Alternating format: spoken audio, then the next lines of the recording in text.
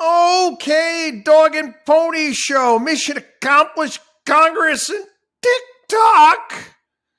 Oh boy, what a joke. I mean, honestly, just I see stories like this, and again, makes me sad. Makes me sad. We're not a serious nation. Again, you get the TikTok, the company flies in hundreds of influencers that utilize their app for a photo op, and they're holding signs outside of Congress and hands off my TikTok. Anyway, let's cover this, all right? Because again, you had the CEO of the company. You know, he did reminded me of a Saturday Night Live character from years ago. It was played by John Lovitz. He was Tommy Flanagan, the pathological liar. And he'd be like, yeah, that's the ticket. I play center field for the Yankees. Yeah, that's the ticket. That's the guy reminded me of.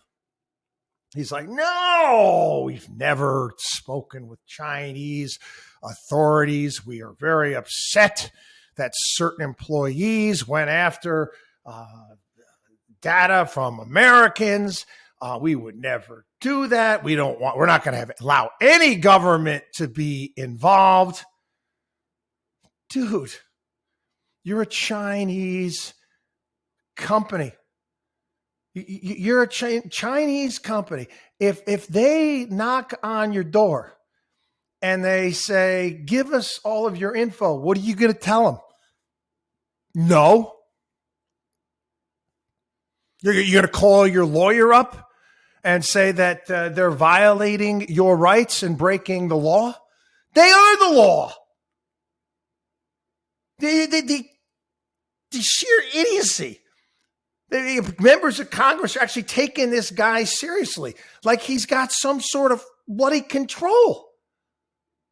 Xi Jinping could show up at TikTok's headquarters and demand that they, change their logo to Mao Zedong, and they'd have to do it. Remember, this is the country with the social credit scores and all this other stuff. Anyway, neither here nor there. Okay, it's a social media app, and certain parents are upset. You know, what are they driving our kids to go and see? There's a lot of crap all over the internet. There's a lot of garbage all over the internet. We've seen it on a myriad of different platforms. Do I think that there's any quote unquote safe space out there for kids? Probably not. I would probably, again, social media when my kids were younger didn't really exist. Kind of started coming. Well, it did in terms of Facebook, but they weren't into that. The Snap and the TikTok came along a little bit further on down the line. Is this a big national security concern? I don't know. I mean, what data are they collecting? I don't know what data they're collecting. I don't know. I don't use the app. But again, I started thinking about TikTok, and again, Wall Street Journal editorial board today. Oh my God, we're not spending enough money, not nearly enough on our military to confront Xi Jinping in China and Russia, and they're getting together, and we need to be spending a lot more. And again, if you compare what we spend on our military and compare it to what China spends, there is no comparison. We blow them away. Not even close. But again, no, this weapon system is no good, and we can't keep up with our Navy. And I'm saying to myself, well, how are the Chinese doing it then? I mean, they're doing it on a shoestring budget over what we're paying. How is it that, they're managing to make do with less? It's out of curiosity. Anyway, Jack Keane. He's a guy's always on Fox all the time. Oh, yes. What was his last thing? He thinks China's the greatest threat that this country has ever seen. It's our greatest threat.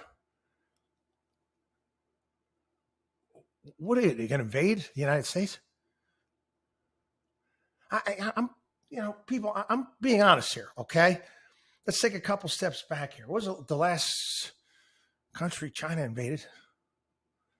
I was concerned about them stepping into Taiwan, and they're obviously trying to push their influence around the globe and compete against us, which is only natural. It's only natural. Why wouldn't they want to compete?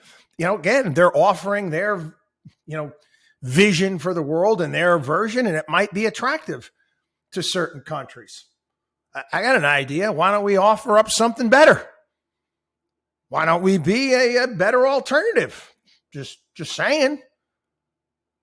This idea where it's going to be, war or bust within the next couple of years. I don't see it. I don't see it. Like I said, I could be wrong, but let me explain something. We buy a lot of their stuff. They make a lot of our stuff. You're going to put a lot of people out of business over there. We go to war.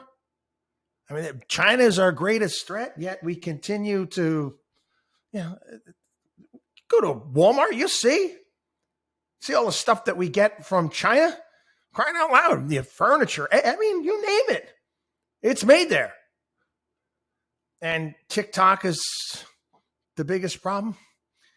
Now, people, TikTok's just it's a story. Okay. It's a distraction. It's a narrative that is being pushed on you. We made the mistake as a nation. We thought that, hey, gee whiz, we're going to continue to do business with China. And again, it wasn't necessarily a bad bet at the time, but we failed with the Reagan principle of trust but verify. And we allowed a guy, so much allowed it, but hey, guy's most certainly different than his predecessors, Xi Jinping. But does this mean that we have to go to war?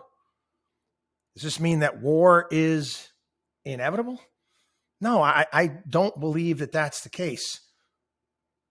I think that, the fact that both China and the United States, we rely upon each other to such a degree, I think that would offer up plenty of opportunities for off-ramps. TikTok influencers. Give me a break. WatchDog on WallStreet.com.